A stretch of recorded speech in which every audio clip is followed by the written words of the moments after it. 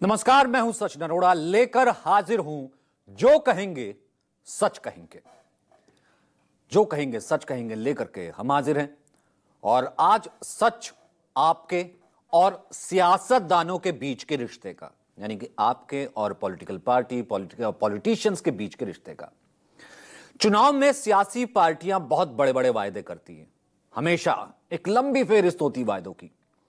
अब वो वायदों को कितना निभाती हैं, आज उस सच से आपको मुखातिब कराने जा रहे हैं। यह सच कि वायदे बहुत होते हैं, लेकिन क्या वायदे पूरे हो पाते हैं, यह सच हम आपको बताते हैं। क्योंकि हमने देखा पिछले दिनों महिलाओं को लेकर के बहुत सी स्कीमें लगभग हर सरकार लेके आई। जो सरकार नहीं थी, जो विपक्ष में पार्टी थी, उसे आना था तो वो भी लेकर के आई।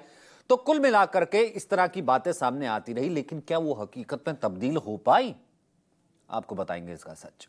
आज आपसे जुड़ी 3 असल मुद्दों का सच हम आपको दिखाने वाले हैं, बताने वाले हैं। पहला यह कि क्या सिर्फ चुनाव जीतने के लिए ही राजनीतिक दल, खासतौर से पिछले हमने देखा एक बाढ़ सी आई थी, महिला सम्मान योजना का वायदा करते हैं? दूसरा, क्या महिला सम्मान योजना से महिलाओं का सशक्तिकरण हो रहा है?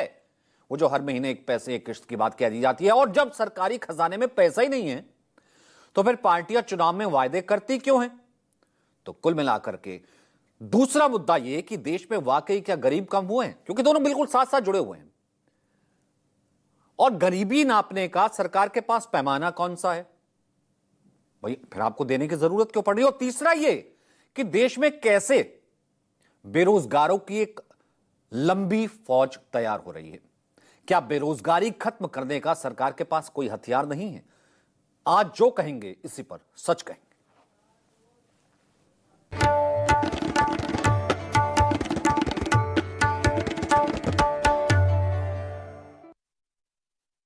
चलिए एक एक करके शुरुआत करते हैं। शुरुआत महिलाओं के नाम पर चल रही सम्मान योजना से। बहुत आपने चुनावों से पहले भी सुना होगा, और बहुत से राज्यों में अगर आप रहते हैं तो वहां पर चल भी रही होंगी, आपने सुना होगा। क्योंकि पिछले कुछ चुनावों में एक नया पैटर्न देखने को मिला है, इसलिए हमें लगा कि यह सच जो है एक बार देखना चाहिए, इसका सच क्या है। लगभग हर दूसरी पार्टी महिलाओं के लिए कैश स्कीम का वायदा करके चुनावों में उतर रही थी। मानो सियासी दलों के पास जिसे जादू की छड़ी कह लीजिए, एक फंडा कह लीजिए, या फिर कोई मंत्र कह लीजिए, चुनाव जीतने के लिए उनको लगा कि यही एक दाव है। शुरुआत एमपी से करते हैं। फॉर एग्जांपल एमपी के सीएम मोहन यादव को देखिए। प्रदेश में अभी कोई चुनाव नहीं है, विधानसभा का अगला चुनाव एमपी में होना है 2028 में, मगर 3 साल बाद चुनाव होना है, जिसकी चिंता अभी से सीएम साहब को सताने लगी है। लिहाजा उन्होंने अभी से ही महिला शक्ति को अपने पाले में करने के लिए बड़ा दाव चल दिया है। पहले यह जान लीजिए, मध्य प्रदेश में अभी महिलाओं को मिलते, क्योंकि स्कीम पहले से ही है, अभी महिलाओं को 1250 रुपए हर महीना दिए जा रहे हैं। सीएम मोहन यादव ने ऐलान किया कि रक्षाबंधन वाले महीने में हर महिला को 250 रुपए अतिरिक्त दिए जाएंगे, एक्स्ट्रा, यानी 1500 हो जाएंगे। दीपावली से लाडली बहनों को हर महीने 1250 की जगह 1500 रुपए की आर्थिक मदद मिलेगी। और इसी तरह बढ़ा बढ़ाकर 2028 जब तक आएगा, जो कि चुनावी साल है, ये 3000 हो जाएंगे। 3000 रुपए महिलाओं के खाते में जाने लगेंगे। 2028 यानी एमपी में चुनावी साल है। यहां से सबसे पहले आप ये देखिए, इस घोषणा के बारे में सुनिए, फिर आगे बात करेंगे। हमने घोषणा की कि हमारा संकल्प पत्र का है, तो संकल्प पत्र का घोषणा है 3000 की, और हमने कहा हाँ डंके की चोट हम 3000 करेंगे। जब हमने सरकार बनाई तब उसके पहले से 1000 देते आए थे, आज 1250 दे रहे हैं। इसी साल से अभी हम 250 रुपये रक्षाबंधन पे देंगे, और दिवाली से हम 1500 रुपये चालू कर देंगे। अगले साल 25 में ख़त्म होने के बाद 2600 में फिर बढ़ाएंगे, 2700 में फिर बढ़ाएंगे, 28 में चुनाव आएगा, 28 तक हम हर हालत में 3000 करेंगे। ना सिर्फ आने वाला 2028 बल्कि एमपी में इस योजना की बुनियाद भी चुनाव के लिहाज से ही तैयार की गई थी। कैसे, ये देखिए। 2023 में इससे पहले चुनाव हुआ, 2028 की तो अभी हम बात कर रहे थे, जिसको लेकर के सीएम साहब ने इस घोषणा का ऐलान किया, 3000 हो जाएंगे। 2023 में ठीक 7 महीने पहले, यानी कि 1 मार्च 2023 को, 2023 की बात कर रहे हैं, जब शिवराज सिंह चौहान ने लाडली बहना योजना का ऐलान किया था, उस वक्त चुनाव होने थे 2023 में, तो लाडली बहना योजना का ऐलान किया गया, जिसकी पहली किश्त बतौर 1,000 रुपए 10 जून 2023 को जारी की गई थी। उस वक्त अब तक 25 किश्तें जारी की जा चुकी हैं। शुरुआत में 1,27,00,000 इसके हितग्राही थे, यानी जो उसके बेनिफिशियरी थे। अब इसके लिए 8,000 करोड़ रुपए का बजट रखा गया था, लेकिन महज 2 साल में यह बजट 2 गुना से भी ज्यादा हो गया। 2025-26 में 18,679 करोड़ रुपए का बजट हो गया। ऐसा इसलिए क्योंकि शुरुआत के 4 महीनों में 1,000 रुपए दिए गए, लेकिन 4 महीने बाद यानी कि 10 अक्टूबर 2023 से राशि बढ़ाकर 1,250 रुपए कर दी गई, क्योंकि अगले महीने विधानसभा के चुनाव थे, घोषणा की हुई थी, तो करना था तो 1,250 हो गई, इसलिए बजट भी जो है 2 गुना के करीब बढ़ गया। इसका फायदा बीजेपी को मिला। जी हां, चुनाव के बाद और अब तक बीते 2 सालों में कई महिलाओं के से, हालांकि जो डाटा हमने निकाला उससे वंचित भी किया गया, लेकिन बीजेपी को उसका फायदा मिला और बीजेपी देखिए सत्ता में आई। यह घोषणा उस वक्त की थी, तब 1,250 कर दिया गया था। शुरुआत में जो 1,27,00,000 हितग्राही थे, जो शुरुआत में जुड़े थे, जिन्होंने रजिस्ट्रेशन करवाया था, उसमें से अब 3,35,739 महिलाओं के नाम काट दिए गए हैं। ये लेटेस्ट अब का जो एमपी का डाटा है वो हम बता रहे हैं। सरकार ने यह फैसला किया कि महिलाओं की मौत हो चुकी है, कईयों की शादी हो गई है, दूसरे राज्यों में चली गई हैं, कईयों की उम्र 60 साल से ज्यादा की हो गई है। ठीक है, बट नेचुरली ये बात ठीक है। तो जब हमने थोड़ा और खंगाला, अब हैरानी की बात यह है कि वो भी तो लड़कियों का आंकड़ा रहा होगा जिनकी संख्या या जिनकी उम्र 21 से ज्यादा हो गई है। वो आंकड़ा भी बड़ा होगा, वो जनसंख्या भी बड़ी होगी, लेकिन उन्हें शामिल नहीं किया गया। अब सरकार की नीयत पर विपक्ष इसी कारण से, हालांकि वायदे दोनों ने किए थे, अब सरकार आई है तो सरकार अपना जो वो दे रही है, लेकिन जो कट किया गया किस तरीके से हुआ, विपक्ष अब इसी को निशाने पर ले रहा है। सुनिए। बात तो 3,000 की थी। अगर पिछले 19 महीने से 1,800 रुपये की बहनों की चोरी हो रही है तो यही सरकार कर रही है। आपने 20 लाख से 25 लाख बहनें अभी जो क्राइटेरिया में आती है उनको जोड़ना था, पोर्टल चालू करना था लाडली बहना का। जो वोट से पहले जिनको बनाना था वोट के लिए, क्या उन्हीं को बनाना था? नई बच्चियां जो बड़ी हो रही है, जो इस क्राइटेरिया में आ रही है, उनका पंजीयन क्यों नहीं किया जा रहा है? क्या कारण है कि जो 60 साल से ऊपर हुई उनको तो हटा दिया आपने, 3, 4, 5 लाख का नाम कम कर दिए, तो 5 लाख नाम कम कर दिए, फिर वचन तो 3,000 का साथ पूरा होना चाहिए। जब सरकार केंद्र में भी आपकी है, राज्य में भी आपकी है, डबल इंजन की सरकार है, तो बहनों को डबल धोखा क्यों? तो केस स्टडी आपने देखी, एमपी का हमने जिक्र किया। एमपी में योजनाएं 3,000 तक लेके जाएंगे 2028 तक, और एमपी में फिलहाल जो उसका फायदा बीजेपी को होता है। तो अकेला ऐसा ये वो नहीं है राज्य जिसने ये फॉर्मूला अपनाया। यहां देख लिया महाराष्ट्र भी। अगला हम आपको महाराष्ट्र का रिपोर्ट कार्ड बताते हैं। विधानसभा चुनाव से ठीक 4 महीने पहले बीजेपी की अगुवाई वाली महायुति सरकार ने मुख्यमंत्री माझी लाडकी बहिण इस योजना का ऐलान किया। कुल मिलाकर लगभग वही मराठी में 1 जुलाई 2024 को योजना लागू की जानी थी। इसके तहत प्रदेश की महिलाओं को हर महीने 1,500 रुपए मिल रहे हैं, जबकि चुनाव के दौरान वादा किया गया था कि जैसे जीतेंगे 2,100 रुपए पर मंथ कर देंगे, 2,100 रुपए प्रति महीना कर देंगे। लेकिन अब तक वादा पूरा नहीं हुआ है। उस वक्त चुनाव के वक्त वादा किया था, चुनाव में आ भी गई महायुति की सरकार। इतना ही नहीं, चुनाव से पहले 2.67 करोड़ महिलाओं ने आवेदन किया था, लगभग 2,70,00,000 के करीब महिलाओं ने, और सभी को योजना का लाभ भी दिया गया। लेकिन सरकार बनते ही फडणवीस की अगुवाई वाली महायुति सरकार ने महिलाओं की छटनी भी शुरू कर दी। यह भी हमारी इन्वेस्टिगेशन में मिला। बड़ी संख्या में धड़ाधड़ महिलाओं के नाम काट दिए गए, जो अब बचकर 2,52,00,000 के करीब रह गए। अब इस योजना पर सरकार को भारी भरकम खर्च भी करना पड़ा। जाहिर सी बात है, आप किसी को ऐसे हर महीना किस्त दोगे, पैसे दोगे, तो बहुत आपको खर्च करना पड़ेगा। 2025-26 के लिए महाराष्ट्र सरकार का जो कुल बजट था वो था लगभग 7,20,00,000 करोड़ के करीब, जिसमें से 36,000 करोड़ तो सिर्फ और सिर्फ 36,000 करोड़ वो इस महिलाओं को देने में ही खर्च होने लगा। 36,000 करोड़, इसमें डेवलपमेंट हो सकता था, कुछ और हो सकता था, खैर वो अलग चीज है। अब महाराष्ट्र सरकार का यही खर्चा बीजेपी और उनके सहयोगी दलों की चिंता उससे बढ़ गई।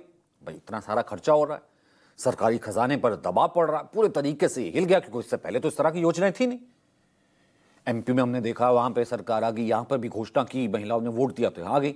वैसे तो योजना मूल रूप से इसका जो बेस रखा गया था इसलिए रखा गया था महिला सशक्तिकरण, लेकिन इसकी टाइमिंग, वायदे, बाद की कार्रवाई और राजनीतिक वाद विवाद ये सब इसके इर्द गिर्द आ गए। यानी कि सरकार की तिजोरी को भी इसने कमजोर किया और कहीं ना कहीं महिला सशक्तिकरण तो दूसरी चीज है, सिर्फ और सिर्फ एक चुनावी योजना कहीं ना कहीं बन करके रह गई है। तो कुल मिलाकर के पहला यह कि इस योजना की राशि को पूरा करने के लिए महाराष्ट्र सरकार को दूसरे विभागों के बजट में कटौती करनी पड़ रही है। अब यहां पर लगाएंगे तो आप पैसा तो कहीं से लेंगे, वो आपके पास लिमिटेड बजट है, तो महाराष्ट्र के उसी बजट से जो बाकी विभागों के लिए बजट था कटौती करनी पड़ रही है। इस योजना के लिए लगभग 745 करोड़ रुपए जनजातीय और सामाजिक न्याय विभागों से आवंटित किए गए। जो जनजातीय विभाग था, सामाजिक न्याय विभाग था, एक अलग विभाग था, उसके लिए भी बजट था, उससे इसमें आवंटित किए गए, जिसको लेकर शिंदे गुट से मंत्री संजय सिरसाट ने वित्त मंत्री अजित पवार पर नाराजगी भी जताई थी। उन्होंने कहा था कि इससे सामाजिक कल्याण के कार्यक्रमों का नुकसान होगा। आप वहां महिला सशक्तिकरण कर रहे हैं लेकिन यहां सामाजिक कल्याण नहीं होगा, उसका पैसा ले रहे हैं, फिर कैसे डेवलपमेंट हुआ। दूसरा यह कि बजट पर ऐसा गहरा संकट आ गया कि महायुति ने चुनाव के बाद राशि बढ़ाकर 2100 करने का वादा किया था। अब सरकार पसोपेश में, जिसे सरकार बनने के बाद 7 महीने हो गए, नहीं पूरा हुआ, हो ही नहीं सकता था। पहले इतना ज्यादा जो है बजट जो है इधर से उधर से निकालना पड़ रहा था। अब तीसरा यह कि चुनाव से पहले आवेदन करने वाली सभी महिलाओं को पैसे दिए गए थे। चुनाव के वक्त था, जितनी महिलाएं थी सबने आवेदन किया, सबको पैसे दिए गए। लेकिन जीतने के बाद उसमें भी, यहां पर भी यही पैटर्न यहां पर भी हुआ, चटनियां शुरू हो गई। चौथा यह कि चुनाव से ठीक 3 महीने पहले महायुति सरकार ने योजना का ऐलान किया था, तब विपक्ष ने इसे वोट के बदले नोट, तब विपक्ष ने कहा था कि ये तो मतलब आप सीधे सीधे कैश वाला लालच हो गया ना, वोट के बदले नोट की संज्ञा दे दी थी। एमपी, महाराष्ट्र का हाल आपने देख लिया। कुछ और भी राज्य, आगे बढ़ते हैं एक एक करके, ऐसा नहीं कि सिर्फ एक राज्य लेके आए तो पूरा ही सच लेके आएंगे ना। कुछ राज्य तो ऐसे हैं जहां चुनाव के वक्त पार्टियां महिलाओं से घोषणा कर देती हैं, महिलाओं के सम्मान में धनराशि, सम्मान में नकद राशि का वायदा तो कर देती हैं, लेकिन सरकार बनने के बाद कई महीनों तक, कई सालों तक उसको पूरा भी नहीं कर पाई है। रियलिटी है। हाल ही में खत्म हुए दिल्ली विधानसभा चुनाव। बीजेपी ने आर्थिक रूप से कमजोर वर्ग की महिलाओं को 2500 रुपए पर मंथ हर महीने देने का वायदा किया था। उन्होंने कहा था कि महिलाओं का सशक्तिकरण करेंगे, 2500 रुपए, वही मॉडल यहां पे आ रहा था दिल्ली वाला, यानी कि एमपी महाराष्ट्र के बाद दिल्ली। चुनाव प्रचार के दरमियान खुद पीएम मोदी ने गारंटी के साथ इसका ऐलान किया था कि दिल्ली में जैसे ही बीजेपी की सरकार आएगी, 8 मार्च यानी महिला दिवस के दिन से ही खाते में 2500 रुपए आने शुरू हो जाएंगे। लेकिन सरकार बनने के 4.5 महीने बाद भी योजना लागू नहीं हो पाई। 4.5 महीने हो गए, लागू नहीं हो पाई। उसके बाद हरियाणा में पिछले साल विधानसभा चुनाव हुए थे, ये मॉडल आया। बीजेपी ने वहां पर अपने चुनावी वादे में डाला लाडो लक्ष्मी योजना। इस योजना के तहत पात्र महिलाओं के खाते में 2100 रुपए अगर हमारी सरकार आती बीजेपी की तो हम देंगे। सरकार आई, लेकिन सरकार बनने के 8 महीने बाद तक योजना लागू नहीं हो पाई। बजट हमने आपको पहले ही बताया। फिर हिमाचल प्रदेश चलते हैं। ऐसा नहीं सिर्फ बीजेपी शासित, हिमाचल प्रदेश में कांग्रेस ने वायदा किया था इसी तरीके का, क्योंकि पैटर्न चल रहा था। कांग्रेस ने कहा इंदिरा गांधी प्यारी बहना सुख सम्मान निधि, हमारी सरकार आती 1500 रुपए पर मंथ देंगे हर महिला को, सुख सम्मान निधि। 2 साल 7 महीने पात्र जितनी भी महिलाएं हैं, कुछ को छोड़ दिया जाए, कुछ परसेंटेज को छोड़ दिया जाए तो हर पात्र महिलाओं को इसका लाभ नहीं मिल पा रहा है। ये कैटेगोरिकली कह चुकी है हिमाचल की सरकार, पैसा ही नहीं है। फिर वायदा क्यों किया था? 2022 के फरवरी में पंजाब विधानसभा चुनाव होता है। आम आदमी पार्टी भी उसी मॉडल पर काम करती है, लेकर के आती कि 1000 रुपए हर महिला को देंगे, महिला सम्मान योजना। आम आदमी पार्टी की सरकार आ जाती है। 3 साल 4 महीने हो गए उस सरकार को, आधे से ज्यादा टेन्योर पूरा कर चुकी है, योजना लागू नहीं हुई है, महिलाओं के खाते में पैसा नहीं आया है। तो कुछ राज्य हैं, हालांकि ये राज्य हैं, देखिए किस तरीके से, अब तभी हमने कहा ना कि चुनावी वायदा कर दिया, फिर आपके पास बजट नहीं है तो क्यों वायदा किया। कुछ राज्य हैं जहां पर यह सम्मान योजना काफी पहले से चल रही है और जिसे हम ये कहते हैं चरणबद्ध तरीके से चल रही है। पश्चिम बंगाल है, वहां चलती है लक्ष्मी भंडार योजना। टीएमसी सरकार है, ममता दी। फरवरी 2021 से जनरल कैटेगरी की महिलाओं को हर महीने 1000 और एससी एसटी की महिलाओं को 1200 रुपए देते हैं।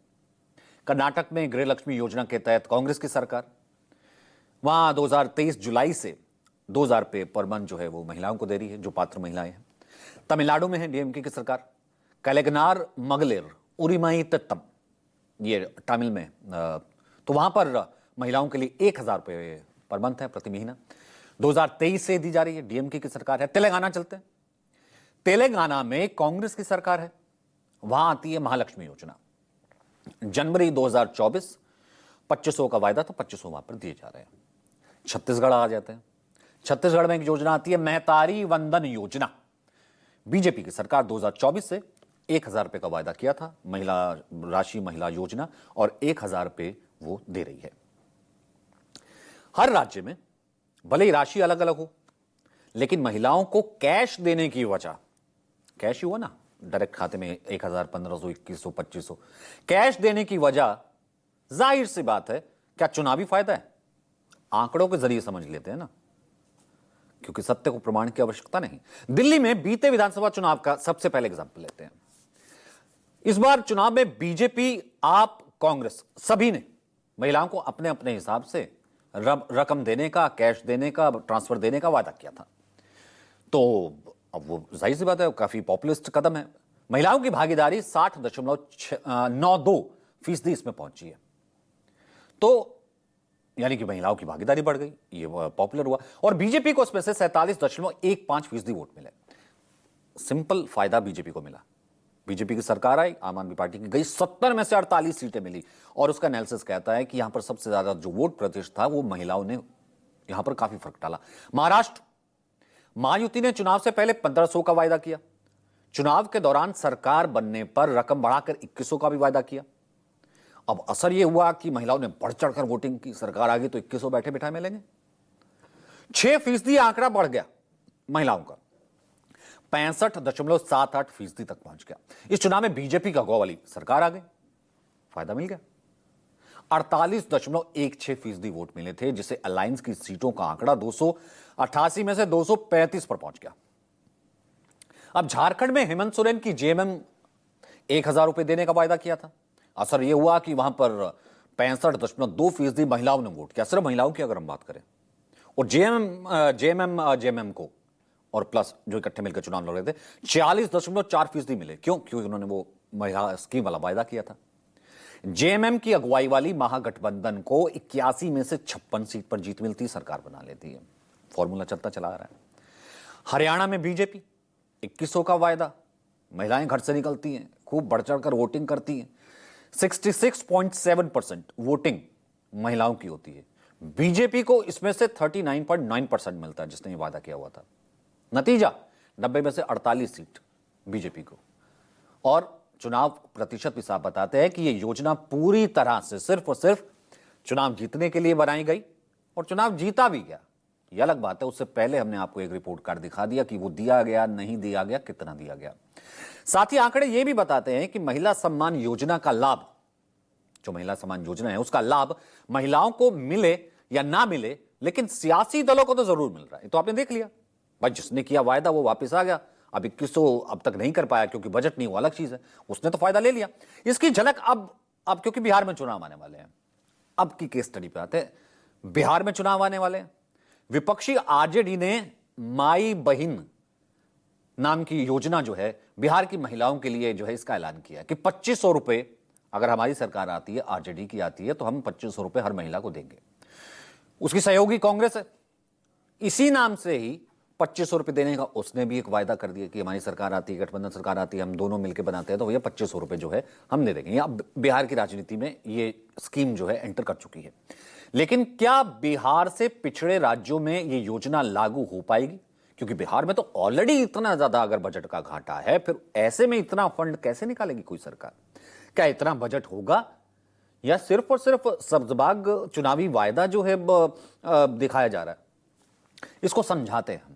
इसे आप ऐसे समझिए, बिहार का जो बजट है, बिहार में महिला मतदाताओं के लिहाज से देखें तो उनकी कुल संख्या है 3,64,01,903।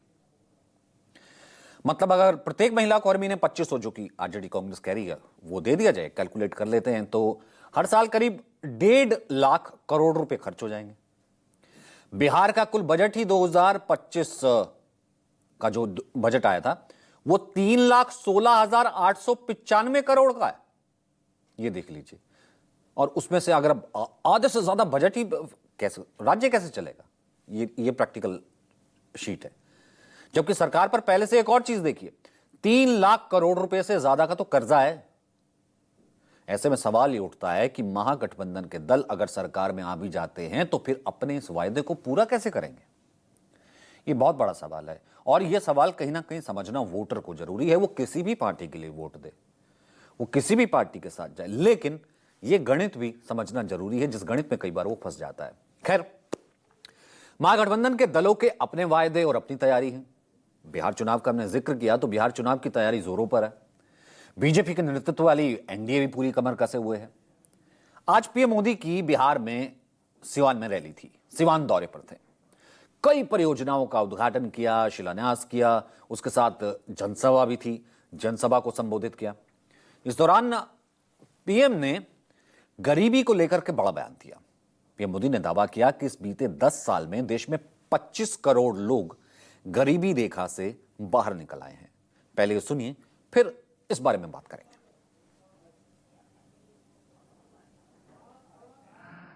कि गरीबी कम भी हो सकती है।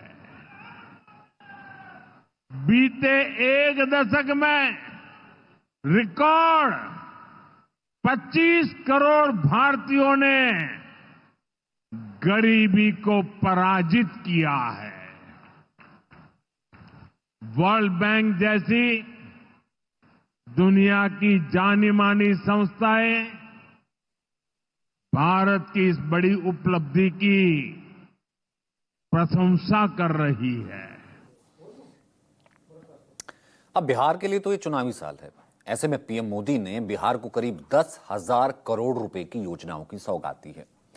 प्रधानमंत्री नरेंद्र मोदी ने जल, रेल और बिजली क्षेत्र सहित कई परियोजनाओं का शिलान्यास और विकास कार्यों का उद्घाटन किया। इस साल पीएम मोदी का यह 5वां बिहार दौरा है। अब चुनावी लिहाज से बहुत अहम है। इस दौरान उन्होंने यह भी वायदा किया कि देश में गरीबी सूचकांक पर जो रिकॉर्ड प्रदर्शन किया है उसमें बिहार का बड़ा योगदान है। और पिछले एक दशक में, पिछले 10 साल में बिहार के करीब 4.25 करोड़ गरीबी रेखा से बाहर आ गए। भारत ने जो ये कमाल किया है, इसमें बिहार का यहां हमारे नीतीश जी की सरकार का बहुत बड़ा योगदान है।